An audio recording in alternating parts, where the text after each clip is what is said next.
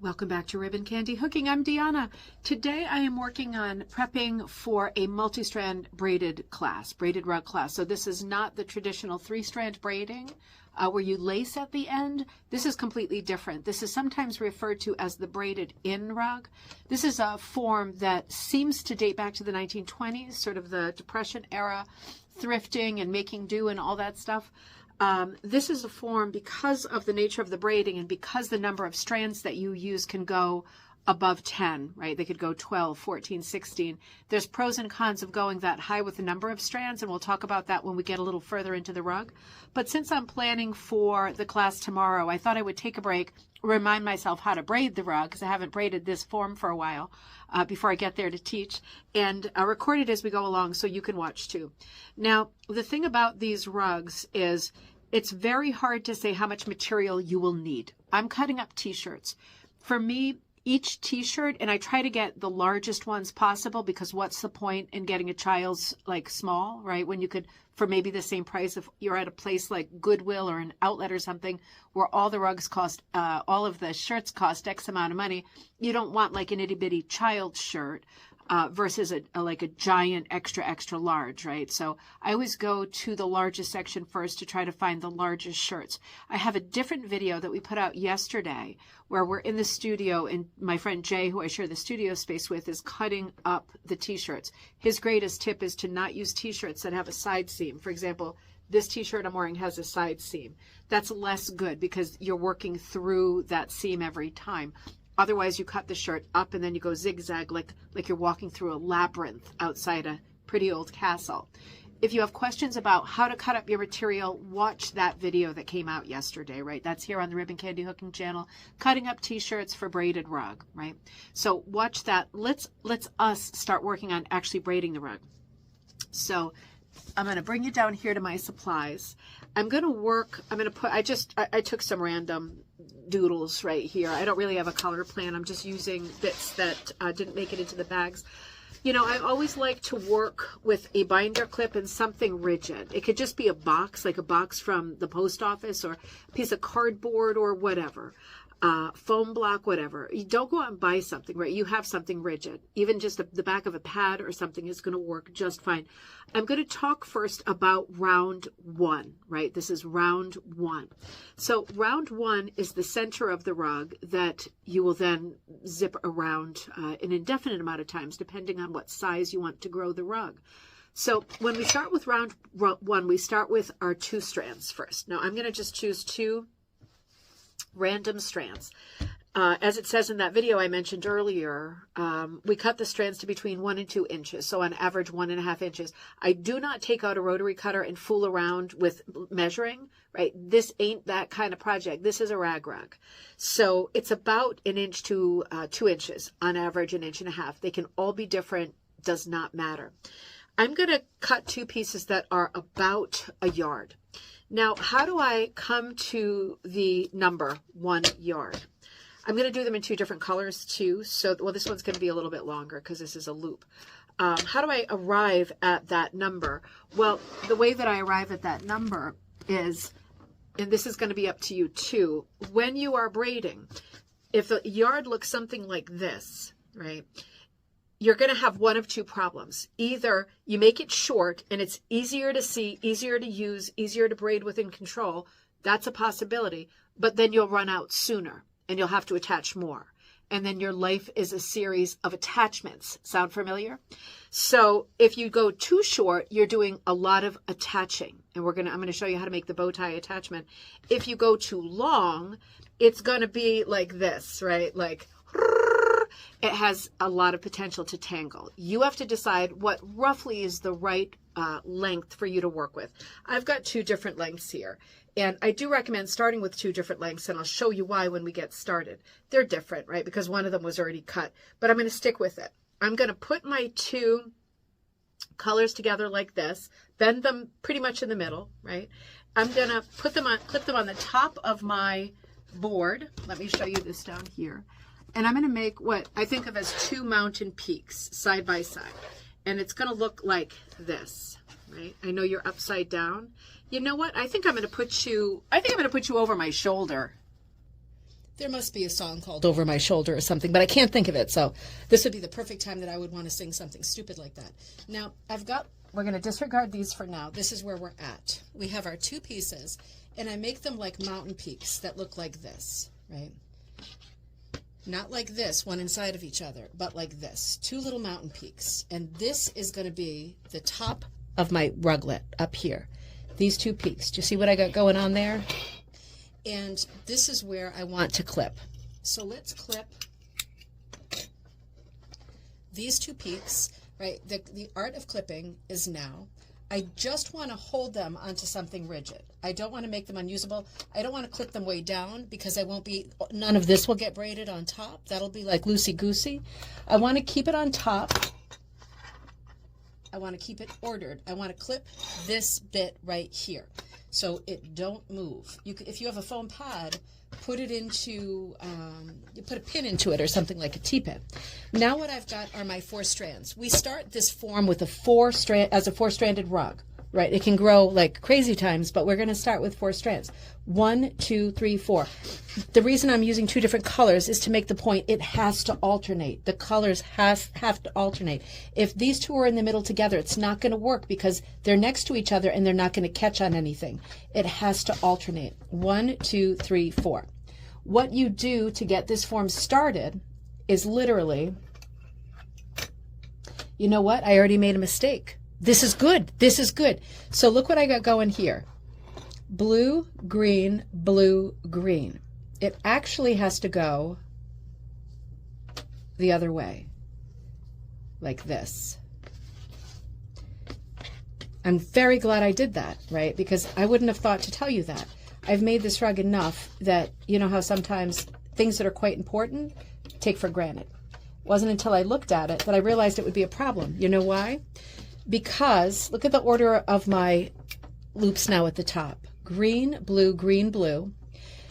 If I am right-handed, my order for making this entire rug, the entire thing, is over, under, over, under. Starts with over. And I always start from the right. If I'm left-handed, you're going to reverse and always start from the left, but it's still going to be over, under, right? Write that down. Over, under, not under, over. Has to be over, under. Now, the way I had it, I couldn't have gone over, right? Because it would have not caught on anything. This has to be over the top of the first strand to make the over make sense. Do you see what I mean? So rewind if you don't see what I mean, and try to take that thought in, because that's one of those stupid overarching thoughts that's quite important. Now if I go over, under, over, you can see that it caught, so to speak, on here, right? It crossed it. It needs to be able to cross. So I went over, under. Now this strand is over here. I'm going to do the same thing again because that's how you make the whole rug. Over, I'm going over this piece. Under, I'm going under this piece. Over. Pull it here a little bit, and I'm going to snug it up a little bit.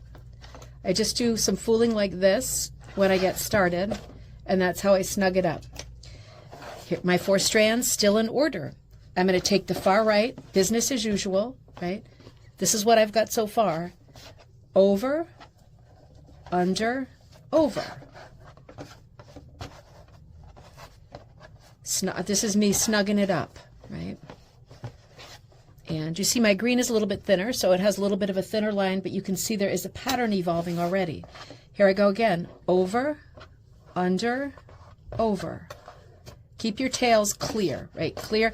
Tidy up every single time so that you can see what you're doing. You can see if you're making mistakes. You want to see a pattern emerging pretty quickly. It takes that much time, not much at all, right? Now, here I am again. Over, under, over. You see where this is going. You see that pattern coming along. Let's do it again. Over, under, over. Tidy it up. Keep it tidy. Keep it tidy. Snug it up. Don't snug it up too much, or you won't be able to work into the rug. This is a braided in rug. Keep it tidy. Keep your pieces fanned out so you can see what you got going.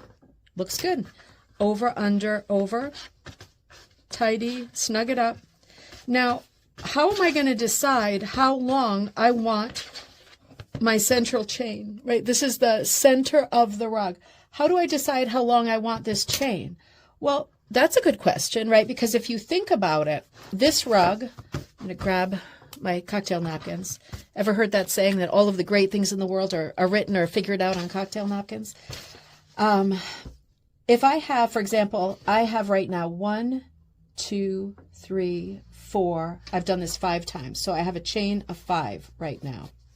If I have a chain of 5, right, it's going to be like this. That means that as I go around it, it's going to be like this. It's going to be oval and a little round, right? But it really will be oval. If I just have 1 or 2, a chain of 1 or 2, it's going to be more of a circle. You see what I mean? If I want a runner for the stairs, or I want a runner for the table for Thanksgiving or whatever, I would want a pretty long chain, wouldn't I? A long skinny chain, right? It would be something more like this, because then when I go around, I want it to remain long and skinny, right? So I get this shape. And I won't make as many rounds if I want a runner, right? I'll end it because I want it to be long and skinny. So you see how basic principles, 1 or 2 chains, this is maybe what I've got, 5 chains. It really depends on what size rug you want.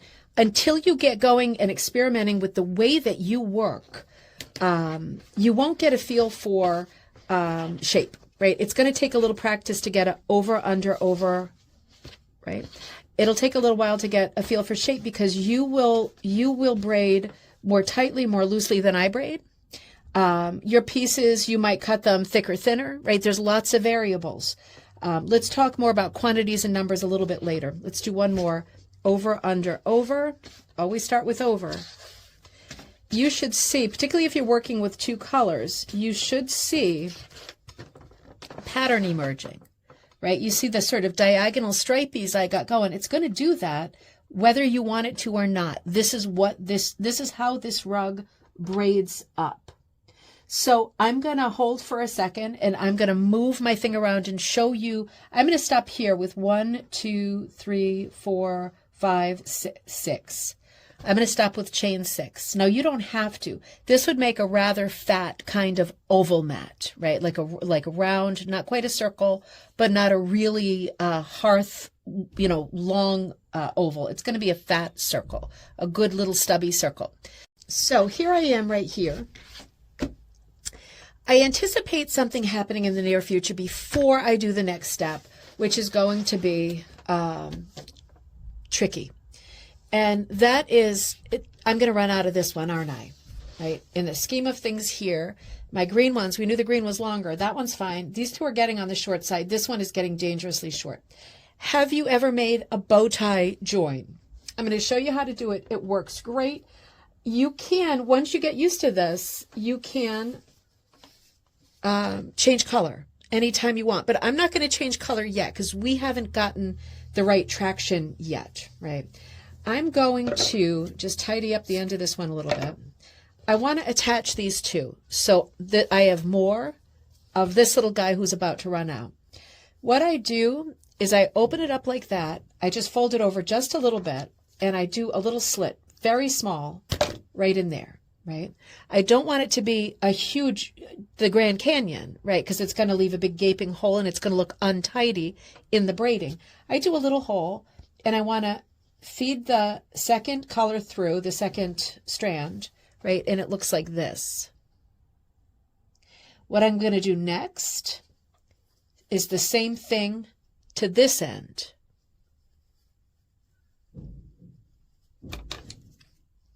Little slit again. And if you do an accidental Grand Canyon, you just cut it off, right? Cut it off so that, and just do another one here. It's better not to create problems where your rug has like glaring problems when it's just a question of cutting off a ½ inch of material. If you do too much, just fix it before things go too far. I have my second hole in here, and now I'm going to take the end of that piece, right? This is the piece that I just fed through, right? And it's like this, that in Greek mythology, the snake eating its own tail, right? This is the piece. And now I'm going to put the tail to the piece into the hole of the same piece and pull it through like this. And the join, I pull it all the way, do gentle, gentle, right? You don't need to go nuts. I tidy it up here with my fingers, right? I kind of go like this and flatten out a little bit. And the reason it's called a bow tie join is it looks a little bit like a bow tie. You see what I mean? Da da da da da da. When you're blue and you don't know where to. Okay, so this is the bow tie join, and I flatten it a little bit like this, right? So it looks nice. Is there a knot there? Oh yeah. Is that knot going to play us later? Maybe. Hard to say. The more innocuous the knot is, the less of a chance it's going to play us later. But it might. It might. And this is a rag rug. So if it does play us later and we see a lot of knots on the surface, you got to be ready to be at peace with that, because this is a rag rug. So we have solved the problem of the length here. This will be the next one. This will be the next offender who needs to be fixed up. But for now, we're good. So just to make the point that we're good, I'm gonna do one more. I'm gonna do one more braid before we move to our next step. Let's remind: over, under, over. Snug it up. Snug it up. So now I have done a chain of, I think this is 7. The number doesn't really matter. 7, 8, 5, 6, 7, 8. It's going to be a similar sized rug. Here's where things change. I'm going to move, and you might find it easier to work in a different direction. For me, I turn clockwise 15 minutes, like quarter past the hour. I turn this way. I am right-handed, right? So this is going to work best for me. Once you become a master of this form, like 5 minutes after you begin, I'm not kidding. It's that easy. Once you figure it out, your hands will figure out what feels normal to you, right? With your shoulders and your arms. I've got it turned this way, and I want to do the same thing. And I'm going to bring this in to show you a little bit closer here. I am going to go over, this is the one I'm going to be using, and I'm going to go over this one, under this one, over this one. What's the next thing? Under, isn't it? And I'm going to want to come up under here. I'm coming up under the loop, and it should be the same color loop, at least while we're using the same colors. Once you have 14 different colors in here, you can't really match color to color anymore, but at this moment we still can. I'm going to come up under this loop, and that's going to be my over, under. That's a braided in rug. I'm braiding into this loop, and now the rug starts to attach to itself, right? You're going to see what I mean. Why don't I want to loop into this one? Why don't I want to come under into this one? Say we were working all in the same color, right? And you didn't have that as a clue. Why don't I want to go under this one? Well, because this piece is under that one, right? This piece is coming through that one. So this is already in use. This isn't. This is wide open, right? Nothing is sticking out of this. This blue piece is sticking out of the green. So we don't want that. We want one over. So it looks like this. Over. Remember, fan it out, keep it tidy, under, over, snug it up, and my next thing is under. And I'm going to go under here, right, into this blue one. Let me bring you a little bit closer. This is the one I want to get under, right? I'm really driving the point home here. And I'm going to go under here, like that. See what I mean? And I'm going to pull it up carefully. Right? Until you get some speed going and you feel more confident, I pull it up like that. And snugging it up. Snugging it up. There we go. Keeping it fanned out, right? So I've got all my fan pieces. Now I'm going to turn it a little more. You see how at the top there's a bit of a circle thing? Like I've got a bit of a, let me put these yarns away. Got a bit of a lollipop thing going here, right? Well, that's because I added one strand there. I'm going to come shooting down this side, and I'm going to be looping in, braiding in to all of these. It looks like this. Over, under, over, fan it out, snug it up. The next one is under, right? And if you're staying with a color scheme like I am, it's going to go under the green. This is a bit of like a blessing. If you stick with the same colors, at least at the beginning, you get a really good feel for, a really good assurance that you are not, screwing it up, because it should match color to color. So now my next move is going to be to take the next one, go over, under, over. Where am I going to go now? I'm going to go right here, aren't I? This one is in use. This is the next empty one, and it's the same color. So it makes perfect sense that I would go under here.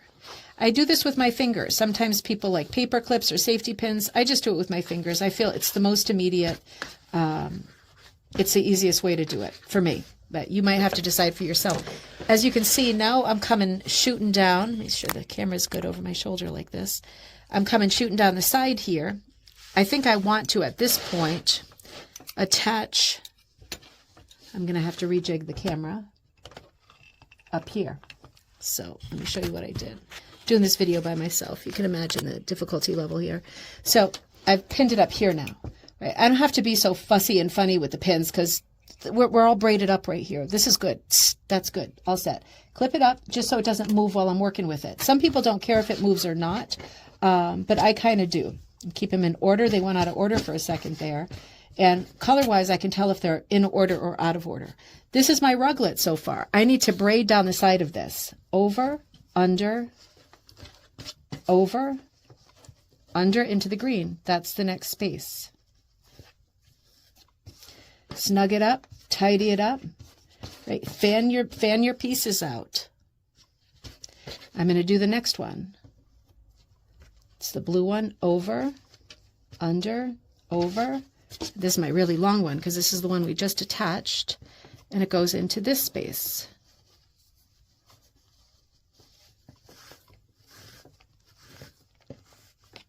Fan it out, snug it up, keep it tidy, right? Tidy is what saves you. See, this is what we got going on so far. It's not bad, is it? You can see some great movement happening. The stripes are really emerging. Let's keep going. We have 2 more spots. You see how when we get to the bottom, this was the mountain at the top. Remember? It wasn't that long ago. It looked like this.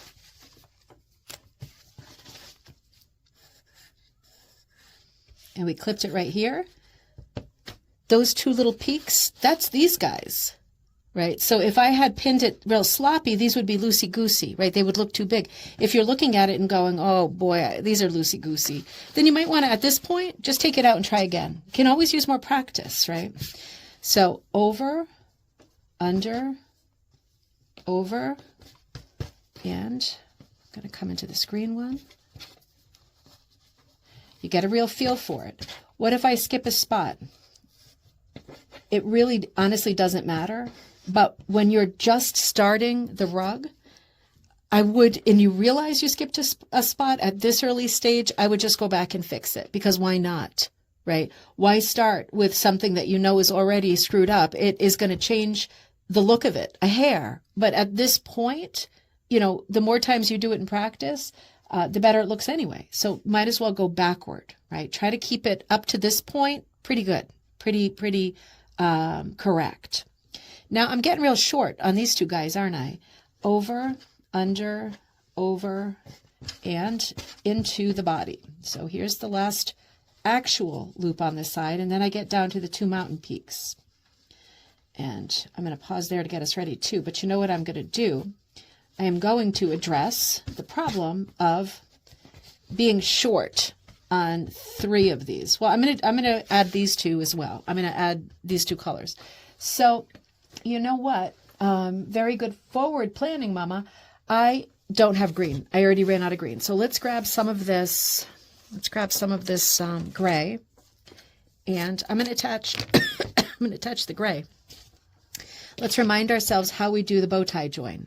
So I take the little end, I fold it over a little, I do a small little sort of incision kind of a thing, not huge, no gaposis, just a little one, and then I feed my new color into the hole,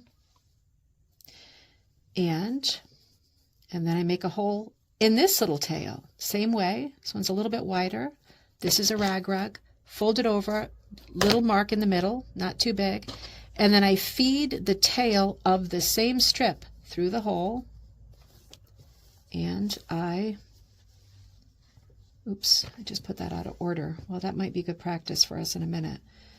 And I pull it tight like this, right? I do the little bow tie thing. Now I'm going to look, because in doing that, I changed my order. There we go. You get used to seeing your order, right? And for now, the colors are alternating. Green, blue, green, blue. So you got to keep an eye on it. And it's sometimes that you lose track of what you're doing, even for me, and I need to go back a little ways and undo a couple just to realize what the order is, right? Just to make sure my order is okay. Sometimes visually, depending on how busy and colorful your rug has become, sometimes it's not immediately clear that you are in the right order.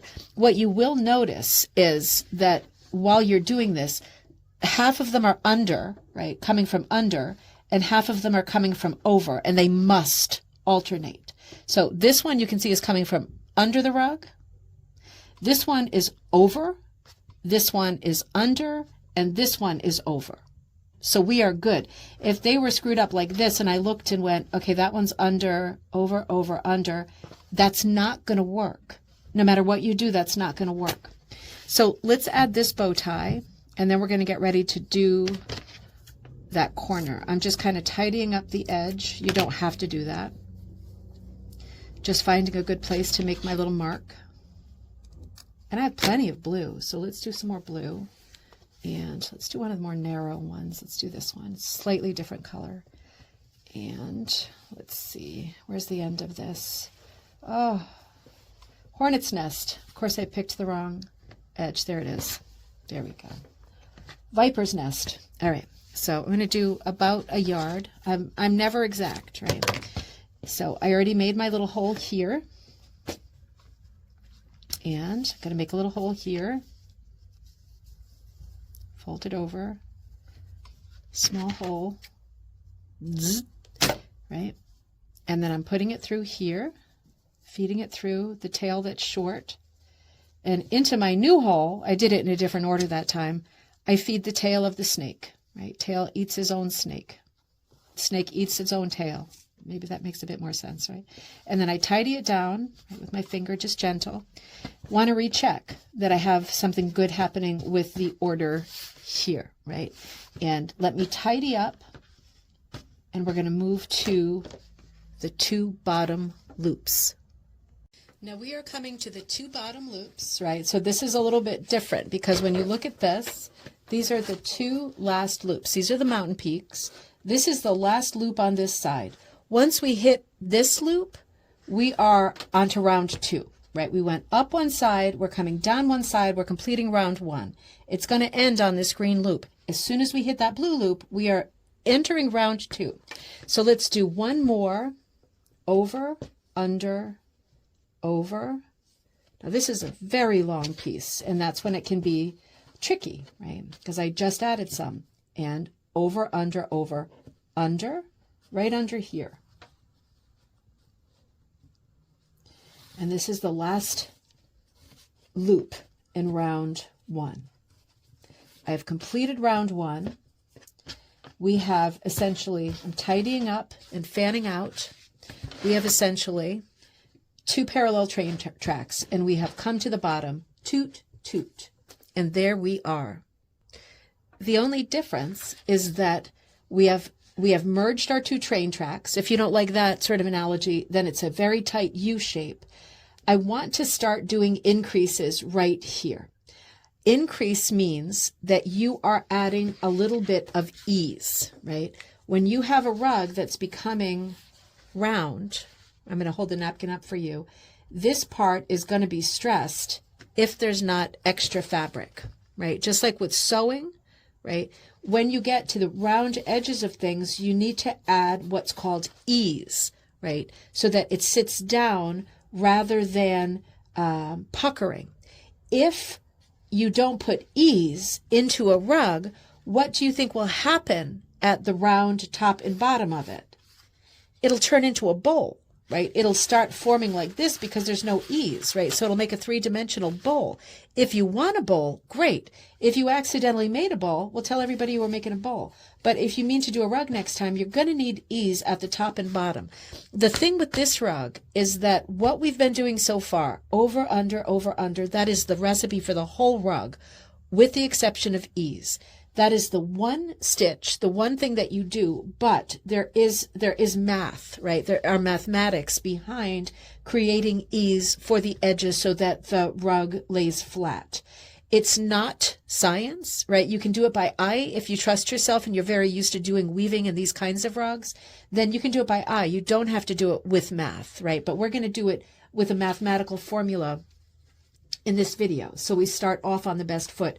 We need ease. So I'm going to add, we just added our last loop, right? Our last braid into that green, didn't we? We're going to add one more there into the same hole. I'm not going to the blue yet. I'm adding my first loop that is ease, that represents ease. My first extra stitch is going into that same hole. Let me show you what I mean. Over, under, over. Now, we just went in that hole. Well, we're going to go in there again. Oh, is that going to stretch the hole out and make a big mess? Nope. That's how you make this rug. Right? Some of the loops have two stitches, or, you know, loops in one hole, and that is how you make this rug. So we have created ease because we have both of these last, we're going to say stitches, in this one green hole. Now what we can do is keep going, right? We have built-in ease here. I'm going to go over, under, over, and now my formula is not going to work anymore because I need to go, because I changed it, didn't I? I added one. Otherwise, it would go color to color. It's not going to anymore. The next hole for me is going to be in this blue loop, right? That's the other peak on the mountain. And I'm just trying to get my finger under it. This is why a lot of people prefer safety pins, so you can get your finger in there better, but I still prefer just using my fingertips. And if you braid too tight, just like if you're a rug hooker and you pack, it creates different problems. So you don't want to go too tight, or you have a problem like I had, but way worse, where it's hard to get your next little stitch in there. So here comes this one over here, and I'm going to turn again. Do do do do do, turn, turn. Now same as before. Nothing changed except I have one increase in here. So I take my far right and I go over, under, over. And I go into my next stitch. I only went into the same one twice because I wanted one stitch that was increased, right? I don't want a ton. I just wanted one. So here I am over here, and I'm going to go to my next stitch, which in this case is now green. I'm not going to be really paying attention to color anymore, right? Now I've come around this corner here, and I look like this. Now, what do you think the next thing is that's going to happen? Can you see it? I'm going to have a problem pretty soon, aren't I, with this guy?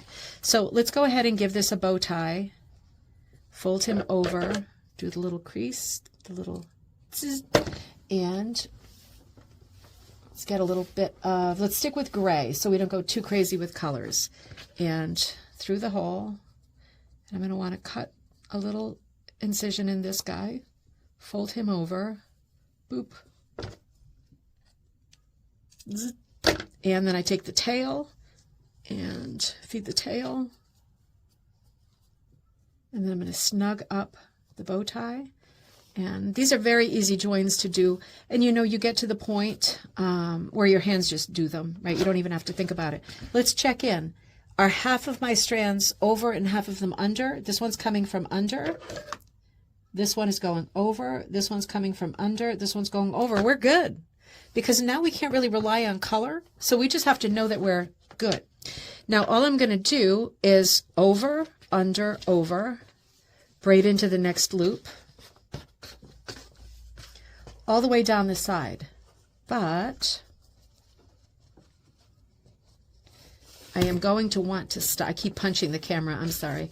I'm going to want to stop. Here we go, to every season, turn, turn, turn. Fan it out, snug it up. I'm going to want to stop.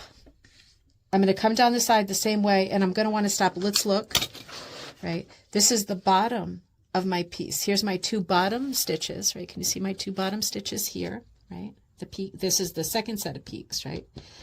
When I come down here, I'm going to want to add 2 increases. So we're going to want to stop there. It might be a good time to, let me pin over here. I do a lot of pinning and repinning with this form. At a certain point, you don't really need to anymore. So let's just do business as usual and come shooting down the side. There will be a time when I just do this on fast, but let's talk it through still. Over, under, over, and I'm coming under. My hands are going to go a little bit faster here, but I'm still, some things remain the same. I snug it up, I tidy it up, I fan it out, right? I make sure that it still looks good. I don't want it too tight, right? Something like that looks good. Over, under,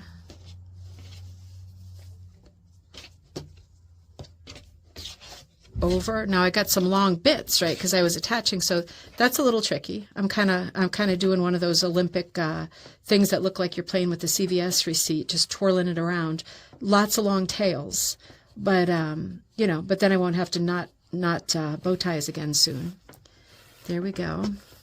Fan it out, snug it up. Make sure it's pretty even, right? Don't make it too tight, or it's going to change the look. Next one, over, under, over, fan it out, and I'm going to come under here, fan it out, and you see that's one of my knots for my joins. I can see the knot. Is it gonna keep me up at night? No, I mean I might be up in the middle of the night, but it's not. I'm not going to be because of that knot. It's going to be because of something else I'm thinking of. That's okay, right? That's part of this rug. Over, under, over. Right, this is a thrift craft, and thus it's not supposed to look perfect. It's not supposed to look like it's from Home Goods, right? All right, over, under, over.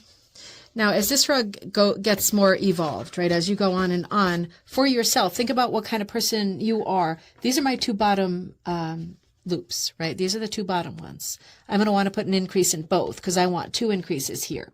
But it might be that as the rug gets bigger, or even now, you want to put safety pins in these 2 bottom ones to remind yourself, don't overshoot, right? Don't go past it and go, oh, dang it, did I miss the bottom where I was supposed to increase? If you feel like you're a safety pin person, start putting safety pins in now so you remember to stop right there. Something changes right there. I need to put an increase here and here. But for now, let's keep going. I can't keep a lot in my head these days, but I can keep that. I'm still good for that, for now anyway. So, and we'll probably do multi-parts to this video. But let's get the ruglet done today. Get the little central part done. Under, over, under, over, under. Fanning it out, making sure I'm good. I'm good. Right, I'm good. I'm just making sure the tension is pretty even as well. Next one, over, under, over, and under here. That's the next open loop. That's the next available spot. Fan me, and the next one I'm coming to is the green, and the green is one of the bottom ones. So I'm going to want to put 2 stitches into the green, and then 2 stitches into the blue. I'm working on a double increase now. So over, under, over, into the green.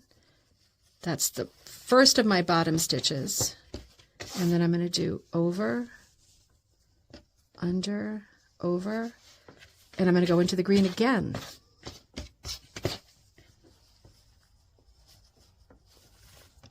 So I've got 2 extra stitches there. And that's 1 increase, but I want to do 2 increases, right? We are growing the rug. You notice how much bigger the bottom of this rug, the bottom is already from the top, right? They're quite different already. So I'm going to do 2 stitches into the blue as well, over, under, over, under. And I have to do another one like that.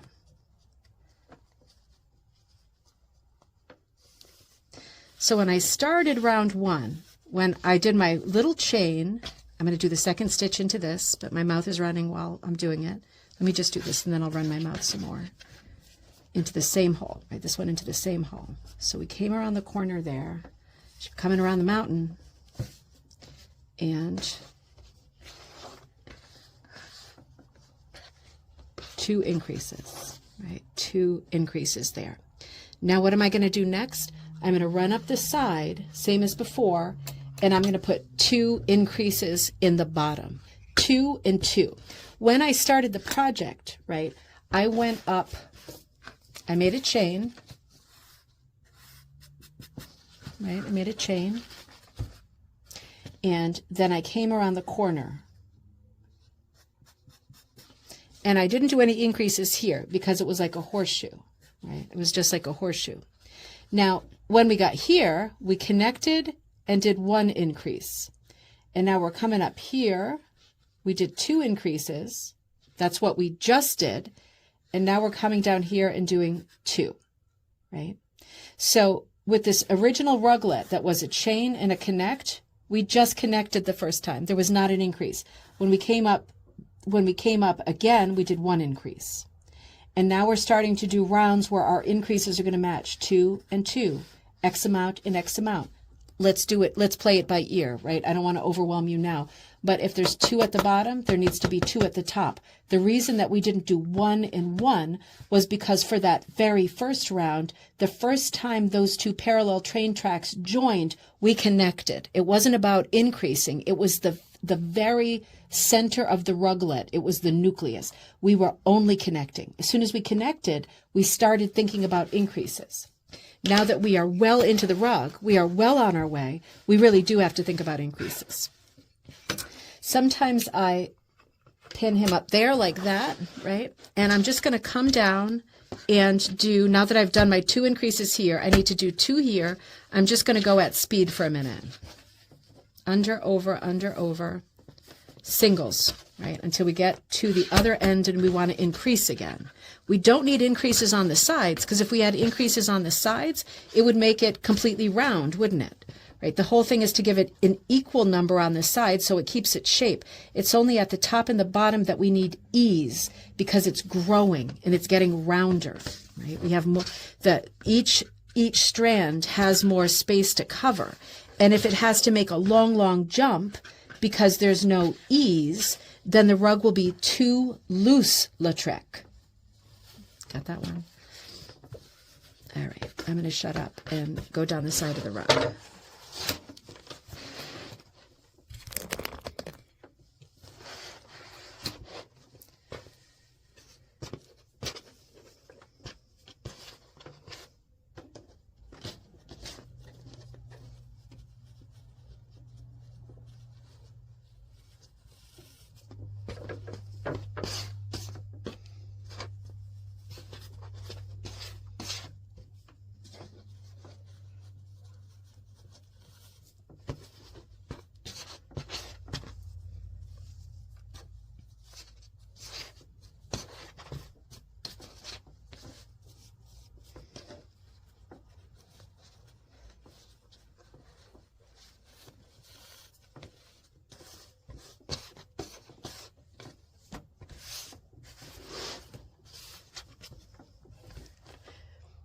Now, as I'm coming to the end, right, these are the 2 bottom ones, right? How can I tell? How can I tell these are the 2 bottom stitches?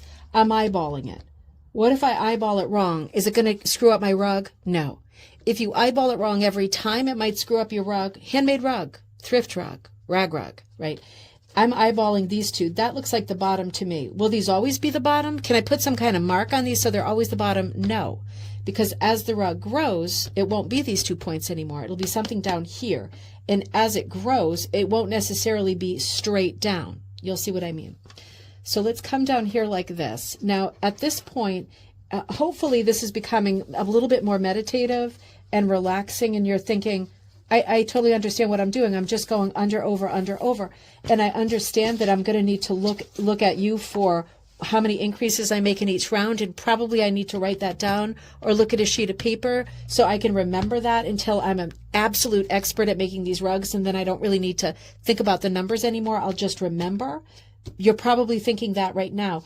Are you also thinking that even at 4 strands, this rug is a little bit more like weaving than braiding, right? Look at this area right here. If you're a weaver or you ever made those pot holders in the 70s, this looks a little bit like weaving. Sure looks more like weaving than braiding, doesn't it? If you look at the way the pieces are coming together, it is more like weaving, right? Maybe these should be called, well, they can't be called woven rugs because then people would think they were done on a loom or at least on a pot holder loom. But it is the practice of making these rugs. The technique is much more akin to weaving than it is to braiding. It's not braiding. So I'm coming down to the bottom, and one of my blue strands is getting low again. It might almost be bow tie time. Might be putting on the Ritz time. So, oh, this is one of my 2 bottom strands. See how easy it is to lose track? This is one of my 2 bottom ones. So I'm going to do 2 in here. 1, tidy up, fan it out, over, under, over, and into the same hole, Tidy it up, fan it out, 2 increases. So now for the second hole, I want 2 stitches in there too, over, under, and see there was a little knot there and it's going to get covered up real fast, over, under. Now I got a couple of strands that need more, right? They need a little bit more material. So I will speed up, but let's do, I think at this point I'm going to unclip because it's more of a pain in the butt than anything. I don't really need it anymore. You decide whether you still want it, but for me the rug has enough stability that I can move it and handle it without panicking. So what I am panicking about is I'm almost out of material. So let me do another bow tie.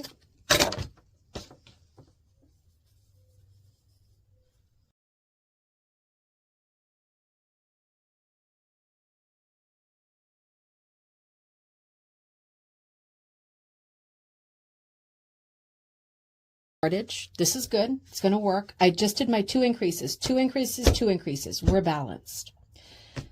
We're going to do something different now. We have been braiding with 4 strands. We're going to jump to 6. And what we're going to do, this seems impossible, but it's not. Wait. We're going to do the parting of the C's like this. Part them right in the middle. All right, so 2 and 2. Pick another color, any color. Let's see. I'm going to pick brown because it's different. And I'm going to do, we want to do mountain peak idea as before. This is our central loop.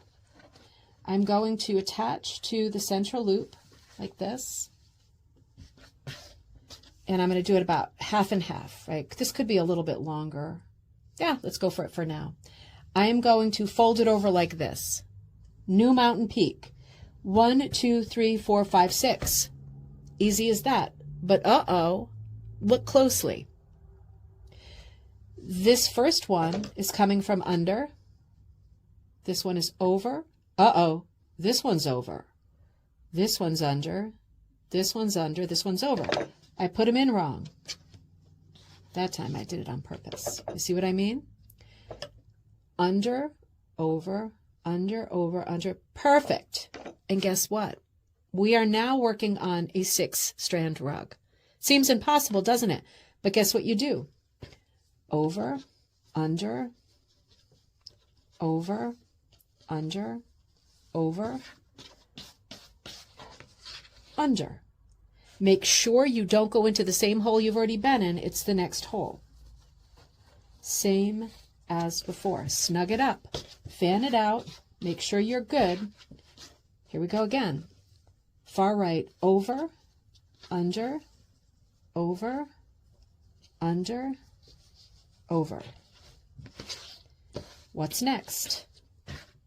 Did you shout out under? Hope you did. Going under here.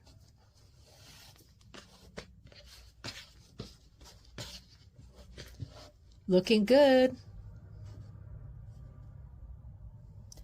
Over, under, over, under, over.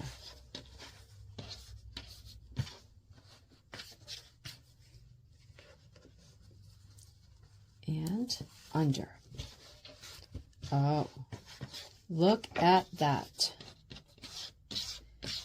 Does it go faster when you braid with two more? Oh yeah. Over, under, over, under, over, and under. It's braiding in. That's why it's a braided in rug. See how I pulled it hard that time and it wanted to make a bowl, right? It's very easy to accidentally make a bowl. Make sure you're not pulling too hard or you will have a bowl. You'll have a lovely fabric bowl for all your bits and bobs. Over, under, over, under, over. You know what's next. Under.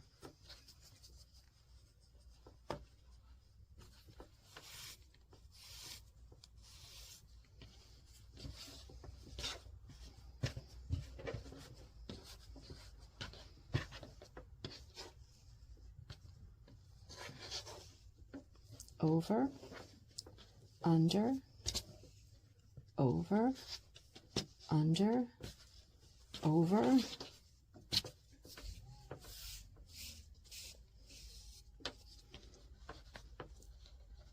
under. Did you notice something? You noticed a lot of things, right? You're taking it all in. It takes longer. Now I have a larger rug, right? It's coming along very, very fast, but it's getting bigger. And the bigger it gets, the longer it takes to make my way down the sides. This guy's getting real short. Let's see if we can make it over, under, over, under, over. Yikes. Yeah, I'm going to do it, and then I'm going to add a bow tie. That was cutting it fine right there.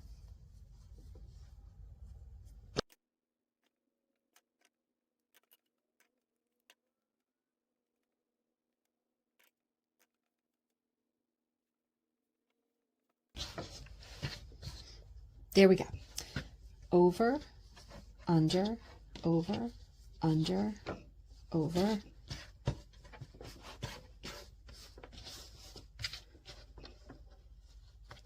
And under. So my hand looks, for, my fingers search for the next place to weave it in, right? And if, again, if you're braiding too, or you're weaving too tight, it's going to be hard to get that in, right? When you braid too tight, just like with rug hooking, it looks packed, right? Which is very hard to tell to your eye, and it makes very little difference to your eye if it's just kind of localized packing or beginner packing.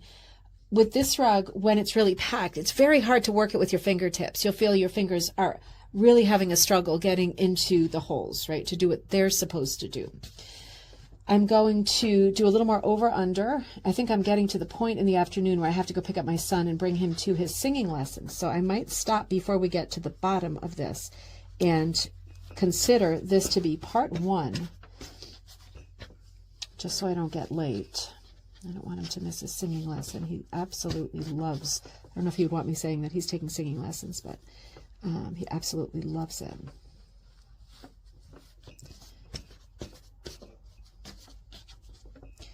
And I want to identify, though, looking right down the center of my rug, right, considering this to be the center, these to me look like my two bottom stitches, right? So I want to bear this in mind. When I come back, I'm going to put a clip here to remind me. When I come back, I might bring my safety pins. I'm just as happy using these clips myself, but up to you what you want to use. You could also use like one of the plastic needles or whatever, just so you don't overshoot that. Right? Because now the rug is getting large and it is harder to figure out where my top and bottom is. I always want to do it by sight, right? Because if you think about it, this rug is growing so fast that it was here right up here that I started adding the brown, right here, right? So this piece here is what I've added in like the last 2 minutes, right? The piece with the brown, that much. It's like 1.5 inches wide. A rug this size, one revolution, half a revolution, right, is already adding 1.5 inches, right? That's how fast this rug is going to grow. It grows quicker than children. Over, under, and I come up in the blue, which is my last space before I get to my change in increase, my change in formula. So far, we did join for round one top, and then we did increase 1 to complete round 1, and for round 2, we did one increase on the top and 1 increase on the bottom. This is where we're at right now. Then we immediately added a strand, right? So we're up to 6. I'm going to hold it right there while I do some afternoon stuff, and I will be back, and we will come shooting around and complete our next round. So we are back. Let's do this. You can see what's going to happen next. You're anticipating things like this now? I bet you are. You can see this is going to be a problem. So I'm going to pause the video while I add 2 bow ties, because we're pretty good at doing bow ties now. Let's add 2 bow ties there. Okay, so let's pick up where we left off. Different time of day. I'm back. I am back here where we are. We are making our way. I added all the lengths where I needed it. We're making our way to the bottom 2 loops where I'm going to add 2 increases. So 4 stitches total, 2 and 2. Let's keep going. Over, under, over, under, over, under. I was thinking in the car, it might be better to say, instead of the last under, to say into. You know what I mean? I'll do it on the next one to show you. So this is going to have 2 stitches in it, but there's the first. Oops, sorry. And snug it up, and over, under, into, and it's the same one again. And I'm going to snug it up a little bit. There we go. Looks good.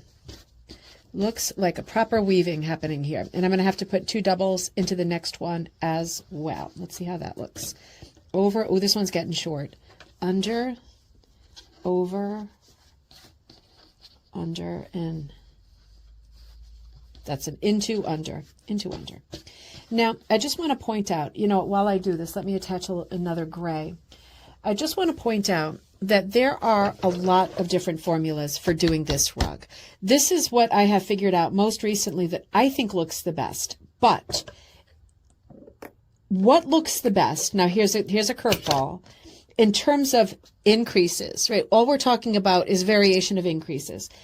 There are lots of ways that you can do this rug. This is an early form. This is not a well-recorded form in terms of recipe, right? Everybody who teaches it probably teaches it differently. I've probably taught this class 20 times, and I think I've taught it differently each time in terms of the mathematics of it. And every time I do it, I think, oh, that's better. But sometimes it depends on the person who's making the rug, right? I don't want to say the student. Because, yeah, you're learning it, and I'm evolving it. So as you do it, like when I look at people who, for example, in class tomorrow are making the rug and they're going really tight, their formula might work better with more or less increases depending on how tight they're making it. Stick with the formula like the one I'm giving you now when you start, but just know that depending on the way that you work, the exact width of your pieces, right? There's lots of variables here. The thickness of your t-shirts, lots of variables here. You have to get used to, and this is a big overarching idea, you have to get used to looking at the rug and thinking, does this look okay? Is it laying flat? It's laying super flat, right? So that's great. I want to also look at, if I'm working loosely, these stitches at the ends with the increases, if they're getting too far apart, that could be a problem because it starts to look looser, right? I don't want them any looser than this. I will be adding another double here, right? So it's going to make it busier down here. But if you've got long stretches, like the strand is going a long way before it meets the next point, you want to think about that because you might be braiding loosely. And if that's the case, that's fine. You know how you fix that? just more increases, just add more increases. That'll fix that. That can happen with even the most tried and true recipe. It can be that you're working a little more loosely and then your stretches are a little bit longer and you end up having a number of long stretches of the strand. And that makes it loose. And if you're putting it on the floor, it's easy for like your heel or something to catch in it. You don't want a lot of that. You want to be thinking about how snug it is, how tidy it is. And your, again, recipe for getting the perfect multi-strand braid rug going might be a hair different than mine. Be looking at it and thinking to yourself, is mine getting a little bit loose? If it is, I want to add increases. I want to add more stitches. So here I am over here. I'm going to put a double in here as well. And a double here, over, under, over, under, over, into. And then I'm going to come shooting up. Remember, always fan it out, keep it in order and fan it out. I'm going to come shooting up the next side.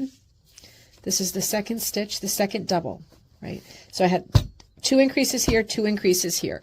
We have currently got 1, 2, 3, 4, 5, 6 strands. I am going to come shooting up this side, and I'm going to speed it up the way that we have been. And when I get to the top, I consider these to be my 2 top stitches. So I'm going to put the clip here because I'm going to finish 2 increases here, and then we're going to change the formula a little bit. I'm putting this clip here because these are my 2 bottom stitches, and I don't want to overshoot it. I don't want to space out, start thinking about the latest Hallmark movie I've been watching. I want to stop right here and do 1 double here and 1 double here. So I'm going to speed up for a minute, and I'm going to continue up this side, over, under, nothing different.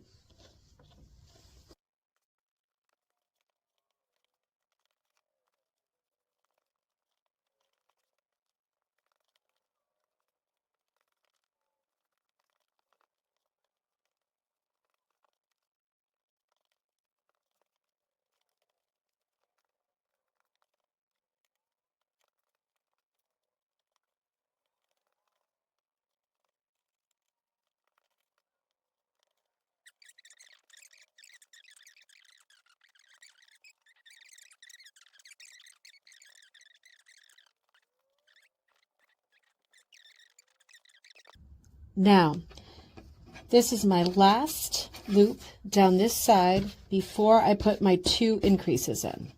So I make sure I'm all snugged up, that everything's looking good. I'm going to take off my clip because this is my next spot. So I'm going to do 2 into my next spot, right? These are my 2 bottom ones. I'm going to put 2 in here. So an increase into each. So that's a total of 4 stitches at the bottom. Over, under, over, and into the first, and then the second stitch is going to go right in there, snugging it up as I go, right? So making sure that it looks good, snugging it up, and 1, 2, I'm going to be running out of some of these soon. You see, when you get a rug this size going, it doesn't take long, and you start going through your strands pretty quickly, right? And then you start feeling like, oh, do I really have to add something already? You do, because you're going fast at this point. Those are my 2 stitches into that one. So I did 2 doubles in there. I'm going to have to add some to this guy in a minute. Now I'm doing 2 doubles into here. This formula is going to change next round. At the moment I have 4 strands and 4 stitches top and bottom. So 2 increases makes 4 stitches. And let's right into the same one. And let's look at this. Ooh. 1, 2, 3. Yep, there we go. Snugging it all up. Sometimes you got to fool with the material a little. You know, it's t-shirt material. Not every strand is perfect. That looks good. Yep, that looks good. All right. I think I might take the opportunity, because we just did 2 here and 2 here. So we're done with this round. We are done with round 4. We are on to round 5. Right? Okay, so I have come to the side. I just took the opportunity to add a knot to both of these, to add, you know, a bow tie to both of my blues because they were both getting short. So now we are at that great crossroads again where it is time to do the parting of the C's right down the middle. And I really want to add a different color this time. I got a great electric color in the center. I want to add something different. Things are going to change up a little bit right here. So this is a heads up. How's this for something completely different? Nice pink color. Right into the middle, again, I string it into the middle like I'm hanging clothes on a clothesline. It hangs about halfway, whatever looks good, right into the middle. And then you've got to check your below, above, below, above, below, above, below, right? Under, over, just to be sure you have these in the right order, same as before. Now, we are adding 2 more. We are up to an 8-strand rug right now. You can see already that this rug is growing fast. If we just lump this on the top, it's going to change the shape of the rug, isn't it? Right? Because we have a nice oval rug right here. It's going to change the shape of the rug. So we're going to need to increase right away. We did our last 2 increases right here. We're going to have to increase here and here immediately, because now, right, the top looks different. The middle top keeps shifting as the rug grows. Now, this is still the top, isn't it? When you look at the way that this is round, the butt end of it, right? This is still the top. We're going to need to add 2 doubles in here, especially since we just added more bulk with these 2. So it's going to look exactly the same, but we're adding 2 increases right away. So I'm going over, under.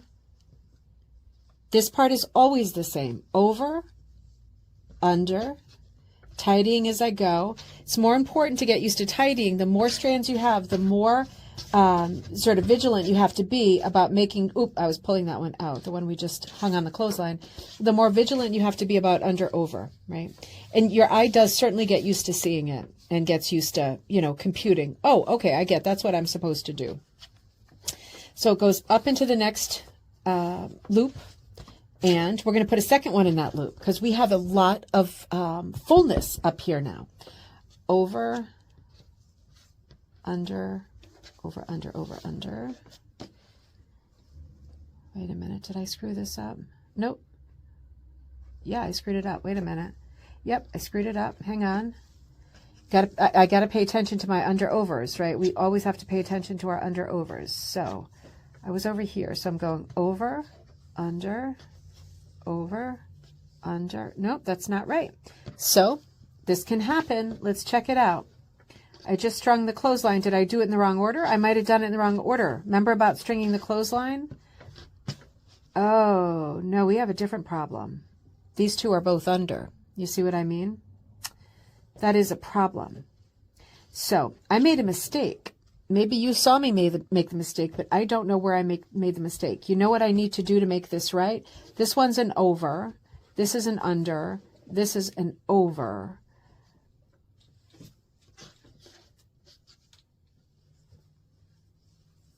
I need to pull this one like this. I don't know how that happened. I don't always know why it happened. The main thing is to be able to solve it. Now we have under, over. Oh, that's not going to work. Was that magic or what? I am at home this morning. We paused last night, and spoiler alert, I redid part of the rug. So if these knots look different, it's because I redid it, trying to keep it in the same colors. But the reason I did it was because I thought, isn't it going to be better for us to have this to accompany this video? So I was putting together the notes that we were making in the video with some little stupid illustrations that might help with some of these phrases. But we left off yesterday at number 18, which is starting round 3. And if you remember, I said, it's right here that things are going to change. We have our 4-strand braided rug. We have done our rounds thus far. It's looking like a little miniature dollhouse rug. It's about to get better and different and bigger very, very quickly. So this is the now for something completely different moment. What I'm going to do now is introduce another strand. And when I say strand, this rug is always even numbers. I'm going to pick a completely different color. So let's go for the hot pink. I am going to take my 4 strands. Now make sure that they are under, over, under, over. I'm going to do what I call the parting of the seas. Right in the middle, open that up. This loop here is where you are going to add your next strand. Right, make sure you can see that well enough. I'm going to bring the pink strand in to that loop, right in the middle of all of my loops, the parting of the C. Now I bring it in like this, like I'm hanging clothing on a laundry line, right? I just do like this. Now there it goes. It's in with the others. I'm going to do something on purpose to shake things up. As I look at my strands, I see this one's coming under, this one's coming over, this one's coming over, uh-oh, this one's coming under, uh-oh, this one's under, this one's over. I positioned it the wrong way. It's as simple as this, right? Because when I hang this new member, right, of the braiding team on the clothesline here, it has to fit our pattern of under, over, under, over, under, over, or it ain't gonna work. What am I gonna do now? I'm gonna keep braiding, but the thing is, I have now introduced a lot more material, right? These guys. So I need to create more fullness up here on this top, right? This butt end of the rug. It needs to be fuller here for the sweep because these guys are here now, right? They're going to create chaos if you don't accommodate them by adding some ease, right? So I'm going to have to make more increases. I'm going to make 2 more increases now because I have 2 more strands. So it's going to look like this.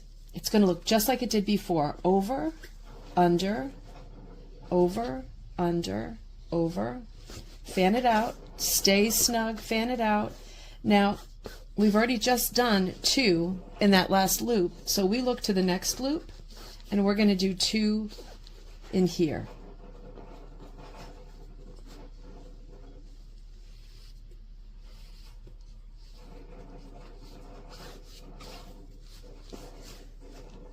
Over, under, over, under. I added more to the tails, so they're pretty long at this point. Over, and then under into the same loop. Let's stop and take stock for a second. That was 1 added increase, right? When we talk about adding increases per round, they have to be split between the top and the bottom, right? So I'm not going to add, I want to add 2 increases because we added 2 strands. Oh, it's not really 2 strands, it's 1 strand that you folded in half. Obviously that's true. But the fact that it's functioning as 2 strands means we have to accommodate 2 strands. So I'm adding 2 extra increases for this round. But I don't want them both on the top. I want 1 on the top and 1 on the bottom. Balance, right? So that's my extra increase here.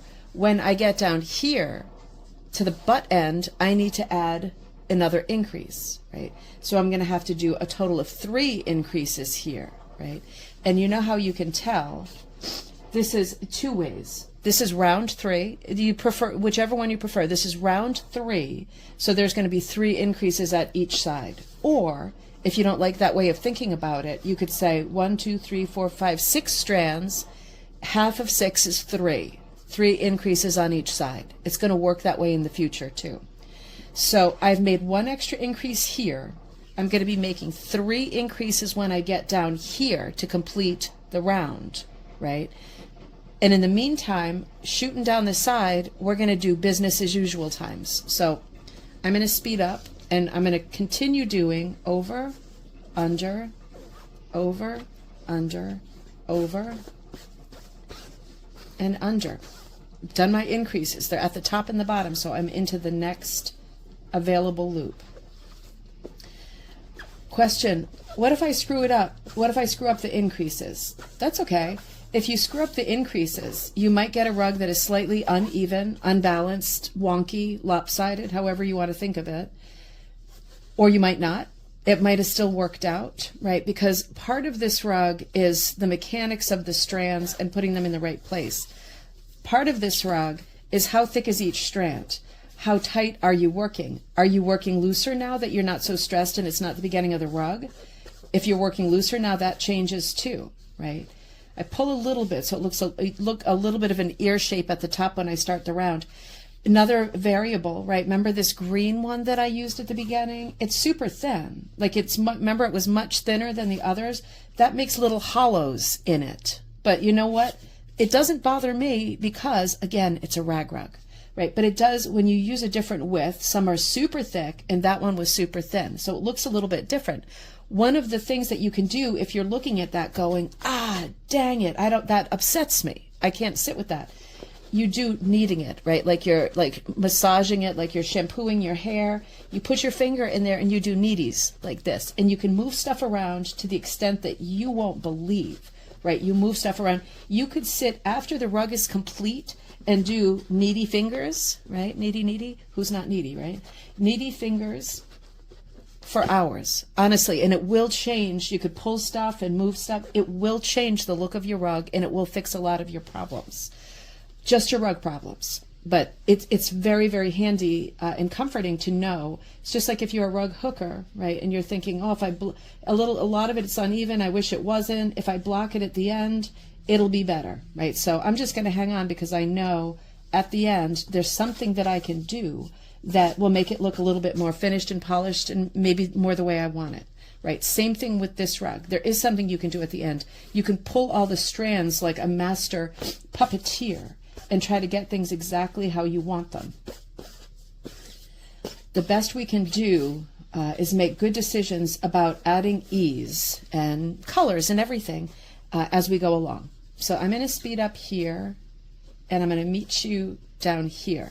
But just remember, where are we going to meet, right? Where are we going to meet?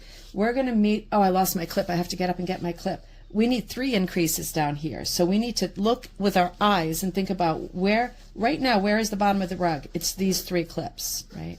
So I'm going to pop up and get a clip and I'm going to put it here, right? Because I know I have to start here. And if I don't designate these 3 bottom loops, I might forget, right? Because that up top, there's already 3 loops up there. We did our 2 standards and then we added 1 more increase. So I'm going to want 3 down here as well.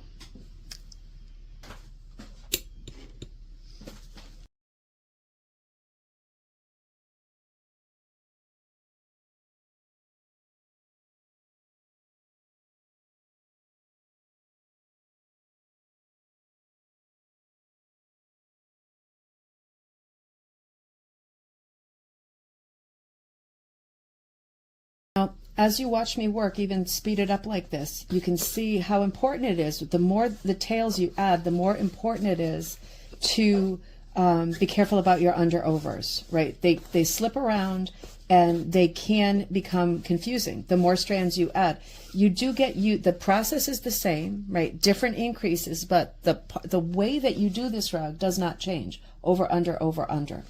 But you can see, maybe even speed it up, that you really do have to pay attention to your unders and your overs, right? And what happens if you screw it up, right? This happens a lot. I mean, I'm teaching a class today in this rug. Sometimes people say, oh, shoot, I can see there's one strand that didn't catch anything and it's kind of hanging out on its own. I must have forgotten, to go under or over that one. You know what? Just catch it. Catch it best way. This is the knot I just made at high speed. That's a bit of a mess. I'm going to trim that. That just had a big top to it. If you see that you screwed something up and it's not woven in, best advice, particularly if it's your first rug, right, and you're figuring it out as you go along, catch it on the next. I'm starting my first increases here. Catch it the next chance you can get, right? Weave it in next chance you can get. You can always weave in later. You can always bust out the sewing needle at the end and do a little bit of refining. You can do that. No one is ever going to know. It's a rag rug. So just know that you can do that at the end. That is always on offer. It's up to you. People are different levels of difficulty and, technical and persnickety kind of thing. And if you know it's going to drive you nuts that you screwed it up, it depends on how far back in the rug it is. It's absolutely your decision if you think that you want to do that. I typically, particularly with the first rug, I just keep going because I know that I can fix it with a needle. I can fix it by weaving more stuff in with my fingers, right? When I'm done with this, remember a minute ago how this is the second one that's going into the same loop because I'm doing my first increase. Do 2 more increases.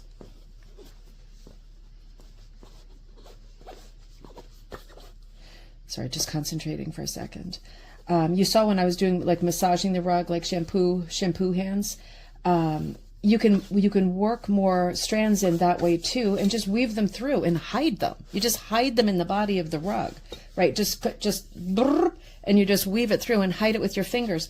Nobody, not even you, as soon as you're done with it, is ever going to be able to see whether that was a strand that was added in and begins here and ends here, right, to hide something or to tighten something up, or whether that was something that was actually in the rug, right? Nobody can tell, not even you. So don't worry too much about stuff like that. As long as it's taking a pretty good shape and it's not cupping up too much, then let's go, right? We're going to stretch it. We're going to keep working it. Let's keep going, right? Now I can see I'm going to run out here again. I don't know if I have any more of the pink. I might cut a little bit with some scissors quickly, just so I think I will, just so we get some continuity. And remember that cutting video is a separate video for cutting rugs for multi-strand braiding. That's a different video that is on the same channel, Ribbon Candy Hooking YouTube channel. Yeah, I think I will. I'm going to add a couple of little pinkies so that we have some continuity, and then I will be back to you.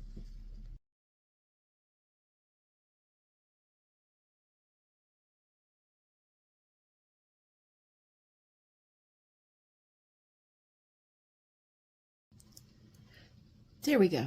So I just added some tails to these two guys. I had to think about where we were for a second. So we are about to start round 4, right? We are about to start round 4. So right now we have got 6 strands. And could I go another round this way with adding the same increases? You could. That's not what I'm going to do. You could, and if you did that, I would want to add an extra increase, at least 1, if not 2 more increases on both sides. And why is that? Because even though we're staying with the same number of strands, your rug is getting bigger. If the rug is getting bigger, you need to add more increases, right? You can, at a certain point, if you make a lot of these rugs, you kind of do that at your own discretion. You see that you're coming to a curve or a turn, and you think it's increase time. Let's do it. Right, and you just keep an eye on it. Honestly, it is. I just noticed that this one's really short too. Let's do this one while we're at it. And I might switch him to another color because I don't have any more of the grays handy. Let's switch him to the blue. That's one of the fun things about this rug. You never know unless you have it color planned, and you can color plan it, right? A lot of people like to go really light in the center to dark on the outside, or vice versa, or alternate just darks, then just lights, then just darks. You know, I just randomly pulled a bunch of t-shirts that were ready. And I used those for this rug. So I didn't really have a color plan. That's another way of doing it, right? That would be the hit or miss in rug hooker language. That would be the hit or miss version of color planning this rug, right? Either it's a hit or it's a miss based on the random choice of colors that you got going. So let's make sure we're all yarned up. And that's not going to be a thing. Now, we did our 3 increases at the top and bottom of this piece, right? So the next thing that makes sense for me to do is to add a strand. Again, you could keep going another round like this. You might not want to add any more strands, but if not, you need to add more increases per every round. I would say at this point, make sure you are adding at least 2 to 3 increases per round, right? At least, right? So let's think about that as we go. But for this moment, this is the pattern that we're doing. So let's keep going with this thought. Just if you're going to strike out on your own because you're thinking more strands, not for me, right? More strands is going to be exactly the same as it was before, right? And this is the style of rug I'm doing. But if you are going to continue with the other rug, just think about ease, that it's not cupping, right? Because that it's not cupping and it's getting long, make sure it's not getting long shots of strand, like we said before, going like this, because then it becomes lacy and too loose, Lautrec. I can't resist. So let's add another strand. Let's do it. And remember how we do this? We are doing the parting of the C's, right? So this is round 4. The parting of the C's. And I guess I'm going to go for brown. Yeah, let's go for brown. So I'm going to put it into the middle, hanging it on the clothesline, same as we did before. And remember, I'm looking at this as we go because I'm working on this as we go. Normally I do this without notes. It makes sense to do this with notes, right, if we're going to do it together. So I put in onto the clothesline. You see what I did right away? The way that it landed, these two are together and they're both under. So I just switch it over like this. And now I know I have a sequence of under, over, under, over, under, over, under, over. And what do we want to do now? We have now got 1, 2, 3, 4, 5, 6, 7, 8 strands. We want to make sure that there are 4 increases. We already did 3. That means 4 at the bottom, 4 at the top. We already did 3, so we need to do 1 more over here, right? So let's do that here.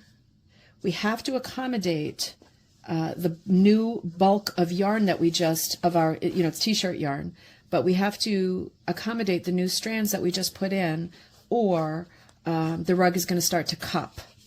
Cup is like buckle, right? Rear up on the edges. So we have to make sure that we have enough ease.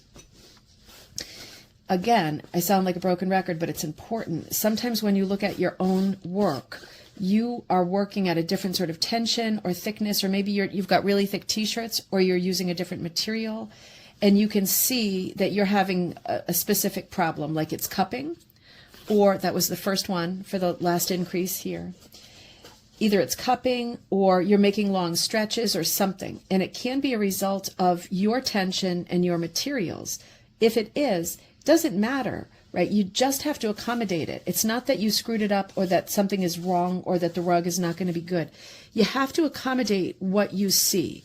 If you see the rug cupping, you might be pulling too tight, right? That could be a thing. If you're finding it hard to put your fingers in and weave stuff, you're probably doing it too tight. So that would be a good solution, right? You try to diagnose. I can't see your project right now. You try to diagnose your project. If it looks like it's cupping, you might not have enough increases. This is the second one that's going to go into this hole here. So second one into the same loop.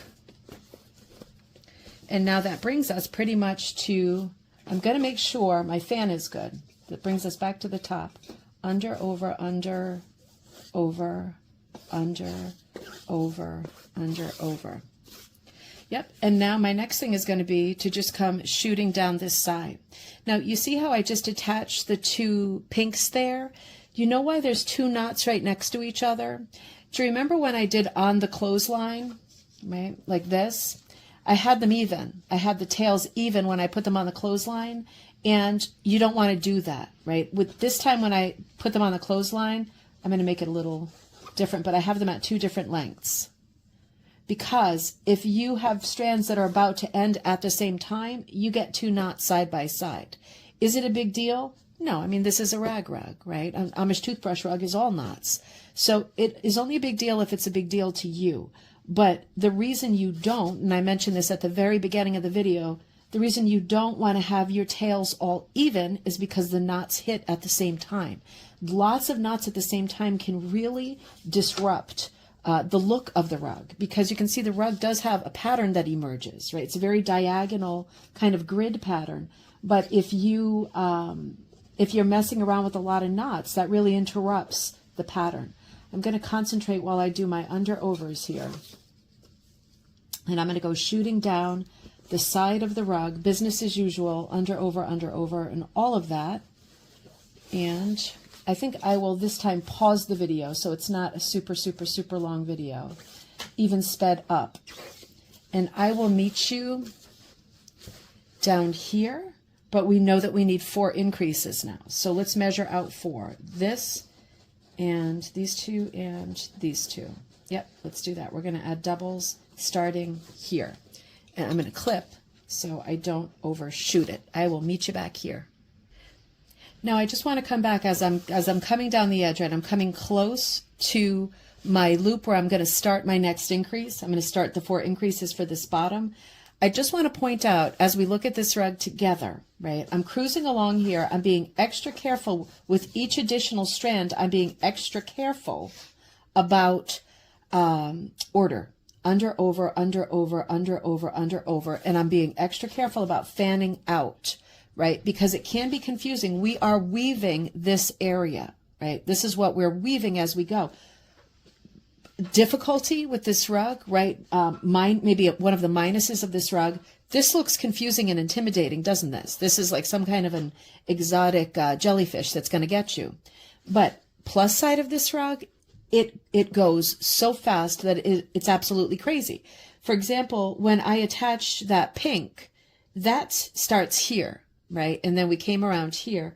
Look at how wide the strip is as I add it. This is one round, right? This is one round. Here I am, right? Look at how wide the addition is with one round.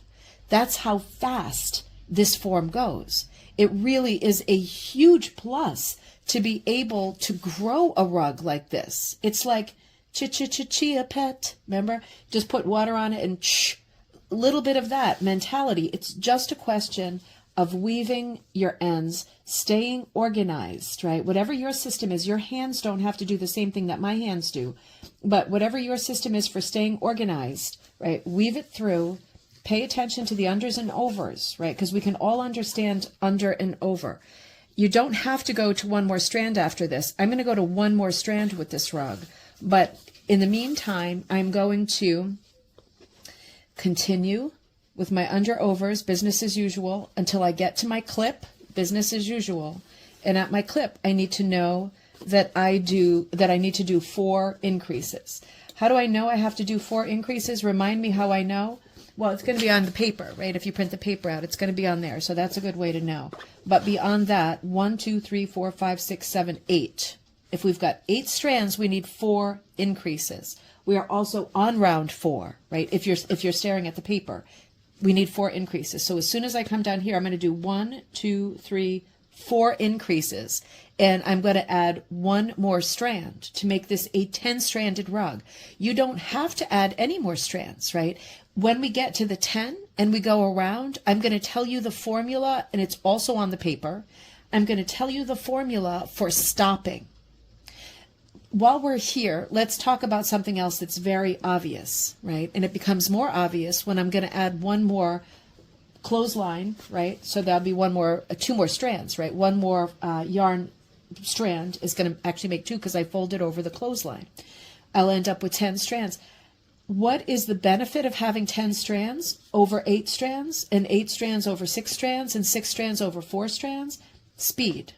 If you're okay with over, under, over, under, over, under, over, it grows incrementally that much faster. Speed is a big deal, right? So that is the benefit of doing it with more strands. You're done faster. So the thing is, keep my strands in order now. The thing is, I'll sort all this out in a second. When you're deciding, do I want more strands? You want to be thinking about this, the fact that it grows this much in one round. When your piece grows that much in one round, you need to think about this. Benefit of more strands, speed. Not as much of a benefit of more strands is you're attaching this much every time, right? Like pretend these are the strands that are coming off.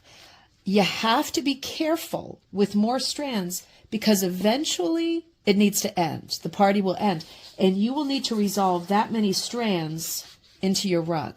Do you see what I mean? The more strands you've got loose, the more difficult it is to hide this much, right? This much. So more strands is difficult to weave in and work in at the end. It's more pulling and tugging and shaping to get that nice oval or that nice circle or that nice runner that you're doing. But when you are ready to end and you've got this much active, right? With 10 strands, it's going to be like this much. You're going to have to resolve that, and I'm going to show you how I do it when I get to that point. But it's something to think forward to, because if you're thinking about that and thinking, ooh, this is my first rug. I might want to end a little bit sooner. I might want to make a mug rug or something for this first one. Let me practice the finishing of it. Let me practice the ending of the strands, the resolving of it, because getting that beautiful oval shape or circle shape or whatever you're going for, that is important, isn't it? So let's think about that. I'm going to come down here, do my increases. I'm going to shoot back up here, and I'll meet you back up here. I'm going to pause the video.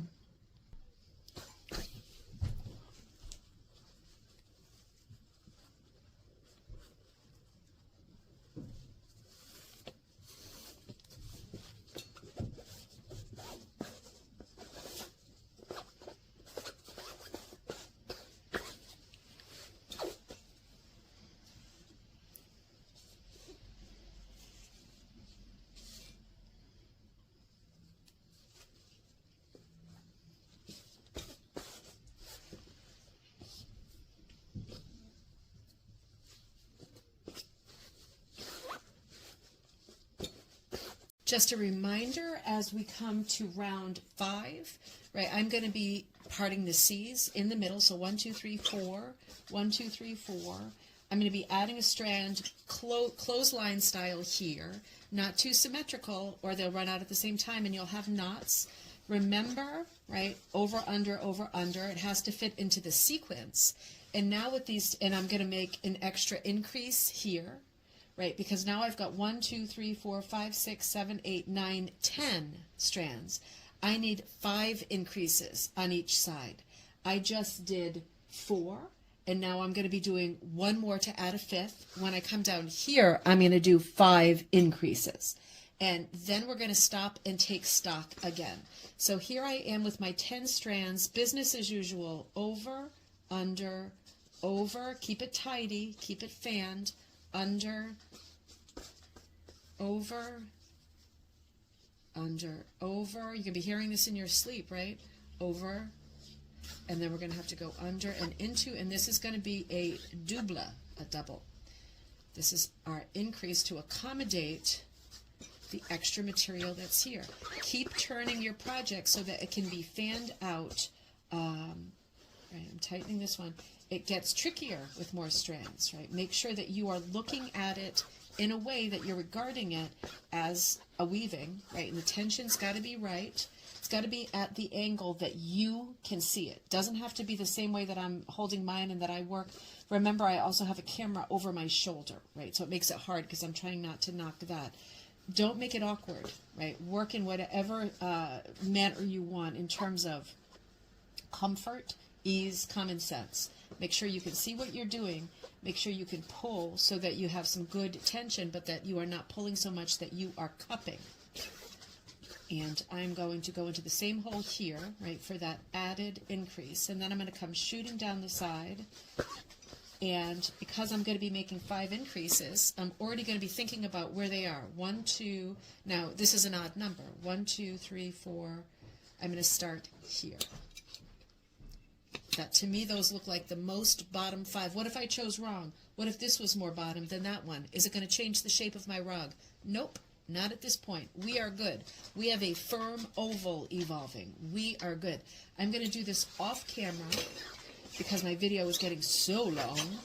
And I will come down here, same as usual, over, under, over, under. I'll start my 5 increases here. I'm going to do 5 increases around the bottom, and then I'm going to come back up here, and I'll meet you there. So now one of the things about, you see how pretty it is getting all the blues introduced, right? I moved to all blue.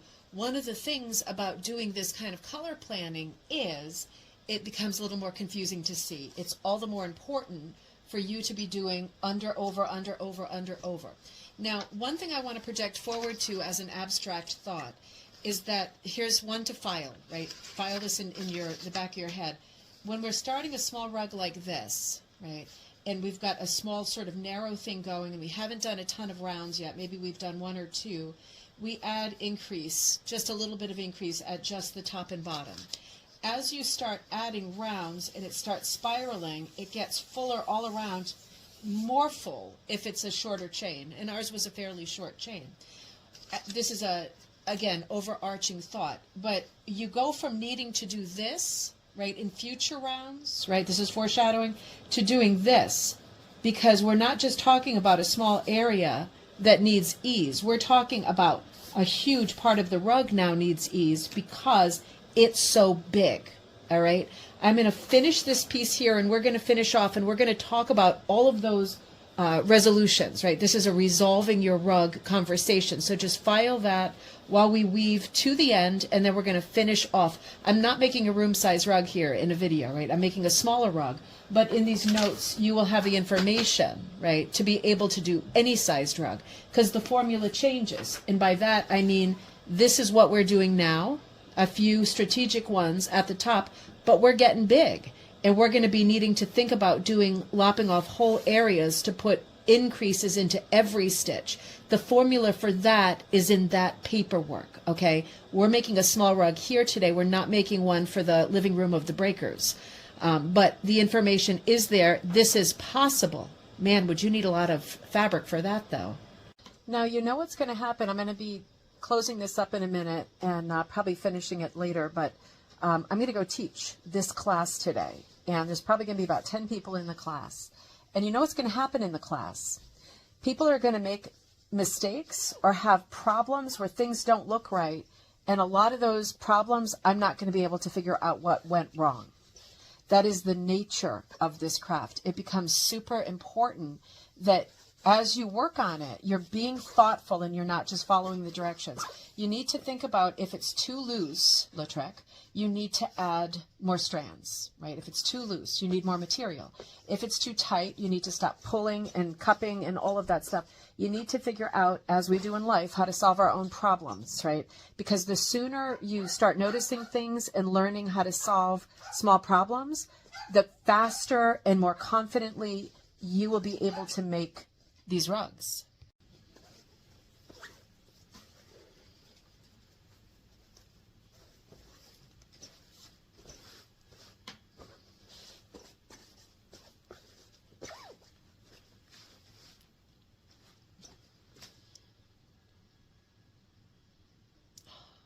This will be my final border. I just want you to notice how pretty, right, it's looking, right? All of these nice blues together, that's a very pretty look too, very different than what I've done so far. I also want you to notice there's knots like this on the edges. Is that going to plague me?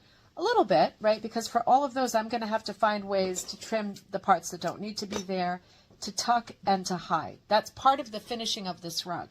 There will be little bits and pieces that I want to snug under other things and that I might want to hit with a needle and thread, right? It's not going to be a perfect border because of all the knots that you have to add and the bow tie joins that you have to make.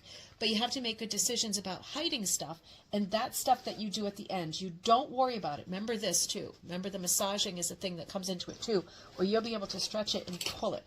I'm just coming around here to the end, and then we're going to be finishing this thing off. I've come to the bottom where I have done my second set of 5 increases.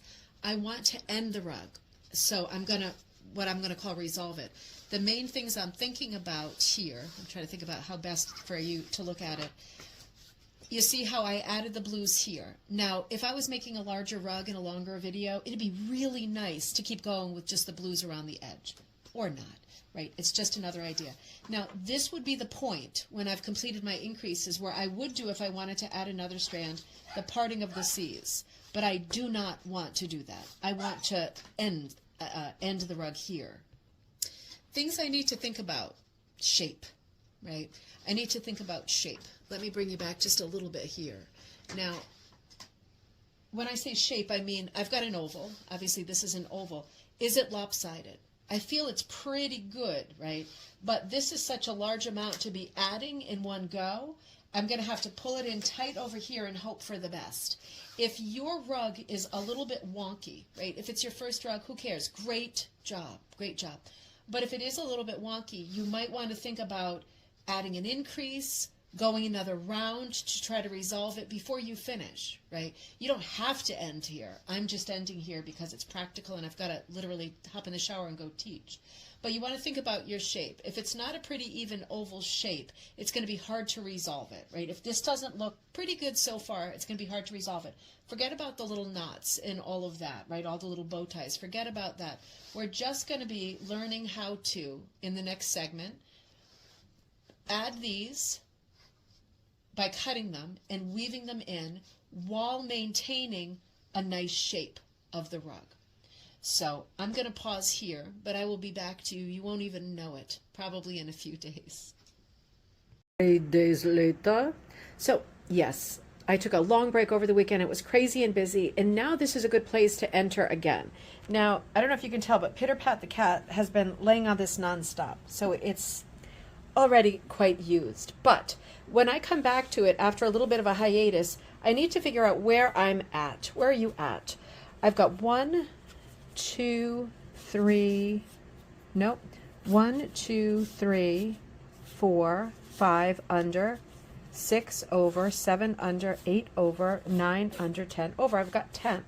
So that reminds me that I'm going to need to do 5 increases because I've got 10 strands. I'm going to make sure I have 5 increases here. Now, this is the one I'm on here, right? This is where I'm at right here. So I can see that there are 2 in there, 1 under, 1 over. In this one, I can see that there's 2, 1 under, 1 over. And I think that is it. So I think it looks like I need to do 3 more increases here, meaning 2 in a stitch. So I need to do 6 stitches here. And then I'm going to end up right here. And I'm thinking about resolving it, right? We've been talking about how do I end it. Now, if you want to make it larger, you have to look at the directions, right, that come with this video. If you're printing them out, read them through. I hope they make sense to you because you know that whole thing about I can say something and maybe it doesn't make sense today, maybe it doesn't make sense tomorrow, maybe it doesn't make sense till next year, maybe it never makes sense. Maybe if someone else says it, it makes more sense. I'm hoping that the way that I wrote this project down and the way that I'm describing doing this project and teaching this project makes sense to you. It's a beautiful style of rug. You see how I have this crazy pink swirl going, right, with all these color changes? Well, when I taught it this past weekend, sure enough, there were lots of little odd things that happened, and I couldn't solve all of them. Sometimes I couldn't figure out what went wrong sometimes. So sometimes we just go back a loop or two until we can put our pieces in order again, right? And once you can put your pieces in order again, you're good. You're good. You know, okay, at least I know what I'm doing next. I look at my previous spots. I can tell that there's 2 stitches under 1 loop. Well, that's good. So I figure out what I've done so far. What if I screw this up? What if I jump back into this after 3 days and I actually have, I don't have 2 of the 5 increases done. Say I only have 1, or say I have 3, and then I do some more. Will I screw up the rug? No, that's not going to screw up the rug. It takes a lot more than that with a rag rug to screw it up, right? You see, I'm sure I've screwed it up many times, but it still looks pretty good. This is a rag rug. A lot of it has to do with how you're pulling, your tension, right? So pay attention to all that as you're going along. I'm going to finish the last increases here with you, and then I'm going to show you how to resolve it, meaning end it. Now, if you did want to go to another 10 rounds or 20 rounds or 30 rounds, the directions will tell you how you do that. Let's talk about that. Now, you'll have to decide for yourself how big you want the finished rug to be. But let's just have an abstract conversation now and say, when you're starting a rug and you've got a smaller rug, let me get a Sharpie. When you've got a smaller rug going, right, if it's an oval, we're talking about ovals here, you're going to need to make increases on the butts of it, the top and the bottom of it, right? So, and that's because that's where you need the ease, right? You need to make increases where you need the ease. Well, as your rug gets bigger, right, it turns, no matter what, if it's round or oval or what, it turns into a much bigger rug. The conversation about where to put the ease changes because it's no longer enough to put a little ease at the top and the bottom. It's round all around. You're going to need to come up with a recipe for putting a little bit of ease all the way around. What if I put too much ease? Well, then you get a ruffle. Then you get a ruffle around the edges. You got too much, it's going to ruffle up, right, like on a dress. What if I don't put enough ease? Well, then it's going to cup. Right, it's going to cup because you're going to be pulling it. There's not enough fabric. You're going to pull it, and it's going to make a bowl, right? So too much material, it ruffles. Not enough material, it cups because it's stretching itself. So how do you know what to do? Well, this is in the directions, right? This is in the directions because the larger your piece is, the recipe will change. The order of increase that we've done thus far will change the larger your rug gets, right? So that's the mathematics of this form. That will be in the description of the video, right? So be looking at the written part of it to download. It's also on Ribbon Candy Hooking as a download. Be looking at the math part of it. If you don't understand, feel free to get in touch with me. I'm happy to talk about it, right? Anytime. If you come up with a better way to do it, maybe you came up with the best way to make this rug since the 1920s, please tell me. I would love to know. I always love to learn too. This is the best formula I have come up with so far, right? This is better, to me, more foolproof than the formula I put in my first book for this rug, right? I worked on it more, and I felt like this is even more foolproof. The ways that I've been teaching it up to now work. This is even more foolproof. Does it have to be totally foolproof? No. But I try to create a formula so that the most people will have the best success, right? That's my goal. So I feel that this is the easiest one. I don't mean that it's for ding-dongs and dum-dums. I mean, this is the one that will give you has the least problematic formula of increases in it. It's the easiest one to think of, to look at, to comprehend, to soak in. Maybe thinking, is she an alchemist? Is she a magician? How is she able to show us the finished rug upside down right now? Well, it's actually because I lost the beginning of this video. I accidentally deleted it. So you are seeing the end product, right? And it is upside down.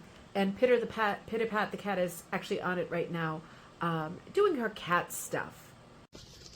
It's the one that will give you the least trouble. So I am going to go ahead and do these last 3 increase stitches. So each stitch has 2 stitches in it. Let's remind ourselves. We're ready to go. The next loop, which is this one, is going to have, where are you, Pinky? Here it is. It's going to have 2 stitches in it. So I need 3 more. 1, 2, this gray one, and 3, the bluey. So these 3 are going to have 2 stitches in it. Same as always, just reminding ourselves, you haven't taken a break, but I have. Just being a busy weekend and teaching and recording and all that stuff. Over, under, over, under, over, under. And then I do my tidying up. Now, you know, one of the things that happened in the class on Saturday that I noticed somebody doing, and I'm going to tell it to you just in case it happens to you. It was a very easy mistake. It wasn't really a mistake, but she was pulling her pieces down like this, and they were not coming out tidy and nice, right? You have to pull them at an angle, like a right angle off of your piece, like you're weaving. You're weaving this area here. You have to pull them away from the piece, right? Like a squid, right? The tentacles hanging down like this. If you have them over here or over here, it's not going to make nice tidy stitches. You are not going to be able to get too much joy if you are working it with your tails going in a weird direction. Maybe you work a little differently than me, but that part kind of has to stay the same because you really need to be able to see the over, under, over, under, over, under, over, under, and would be over, but it's in for this last stitch. And I need to be able to see just what this hot mess looks like. The more tails I have, the hotter the mess, the more I need to pay attention. I need to see what that looks like. So I have to have my tails positioned in such a way that it makes sense and I can see, right? So as I turn the corner, I pull them a little bit more, right, so that they make more sense. Now, I'm going to hook these last ones at speed. I'm going to take a second to put my pieces in order again, right? Just make sure you stay in order. That's the #1 cause for misery, is pieces are not in order. There we go. Getting some short ones again. Let's see if we can make it.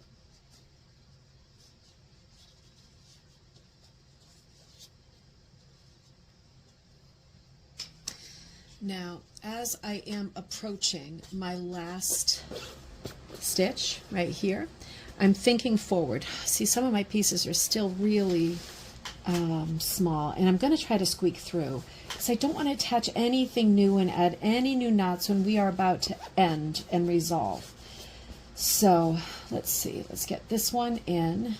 Now, if you're doing this and you have any problems and you're thinking, God, I wish you would just look at my thing and tell me what I did wrong, go ahead and send a picture to ribboncandyhooking@gmail.com.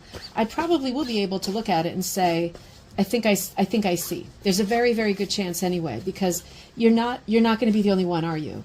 This is always something we talk about in live classes. Say this to my son all the time. He always starts sentences with, "Hey, Mom, do you think I'm the only one who ever blah, blah, blah?" And it's like, I don't even need to hear the rest of the sentence. You're not the only one who anything. Yeah, you're super special, but we all make the same stupid mistakes and we do the same things. And you're not the only one who ever anything.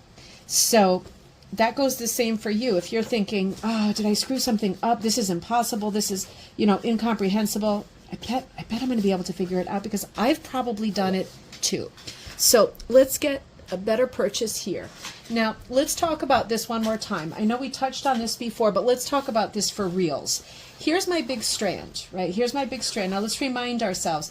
These are the 10 strands that I've been working with, my working strands. This is what 10 strands makes right here. This is what 10 strands makes. Oh, goshy gosh, you know what? Nope, we're good. We're good. Sorry, detour. 10 strands make something this wide. How wide is that? Oh, God, it's like between 3 and 4 inches. Like, that's crazy, isn't it? So, again, let's come back to this thought. Pros and cons, right? One more time. I know we touched on this before. Pro to having 10 strands, 12 strands, or more. Pro is, oh my gosh, every time I do one round, it makes this much. That's a huge piece. So here I am flying around the edge of my rug, and here's my 10, 12 strands, whatever, and I'm making this much all the way around. Look at this huge piece I'm adding just from making this one round. What's the bonus of using all these strands? Speed. What is the drawback to using all those strands? Well, now we're basically here, except it's more like this, right? And I need to turn it into an oval.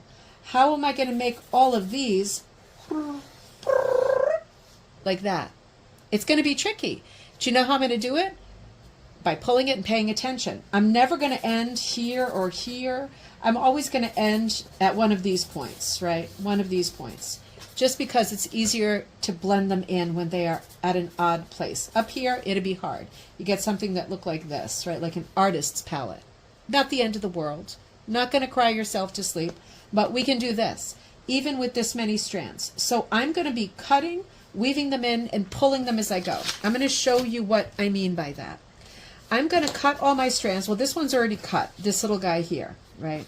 I have got 10 strands. I'm going to cut them all similar lengths. Get rid of these guys. This one I might cut shorter just because. Why add another knot, right? They don't all have to be the same, but I cut them, all of the strands, to about, I want to say, average 4 inches. If some of them are 2 inches, fine, we'll make it work. Some of them are 6 or 7 inches, fine, we'll make it work. I cut them all off, and now I'm dealing with this. I'm going to leave the top ones on top. I'm going to leave the bottom ones on the bottom for now, right? Well, I'm not going to tuck them under, but just picture them on the bottom. I am going to now pull and weave the rest in. I am going to bring you closer, and I am going to work this in, this blue one, into the body of the rug with my fingers. Each one takes some time. I'm trying to work it in and make it run like a little fish along with the other ones of the same color so that it is invisible. Now, I just did that one in a split second. It's gone. Can I see it on the other side? Nope, it's in there, right? And I didn't even do it particularly well. I take the next one, which is the underneath one. Let's do it in order. I'm going to flip him. You don't have to flip if you don't want to. I'm going to take the next one, and I'm going to weave him in.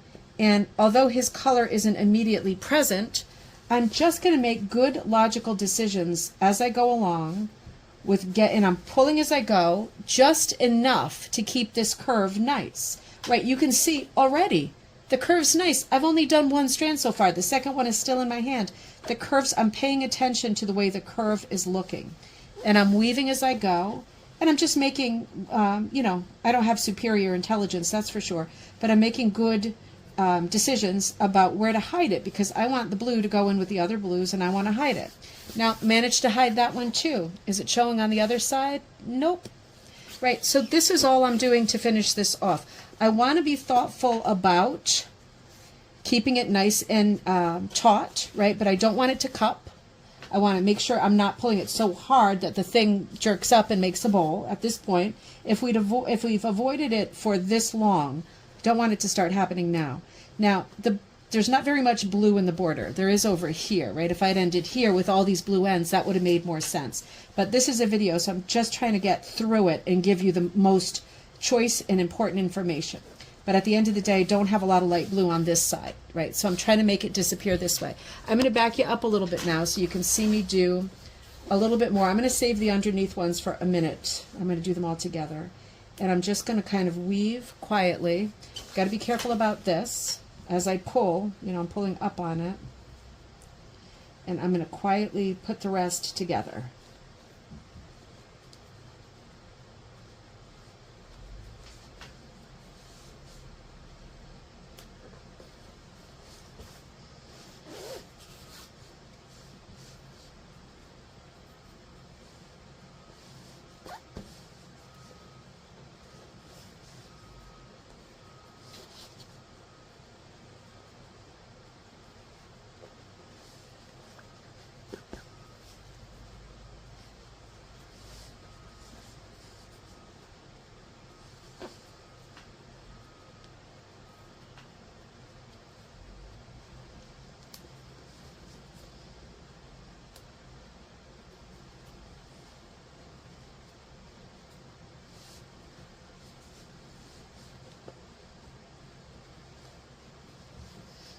Now, if you prefer, think about doing this part, the weaving part with your fingers. Think about doing this with like a diaper pin, like a baby safety pin, right? Might be a little bit easier. If you find you're weaving way to the center and you're like, wow, how big did I cut this piece? 10 feet? Just cut it, right? If it's already well woven in, you don't have to keep going with it just because you have more. Just cut it. If you feel good that it's secure in there, done.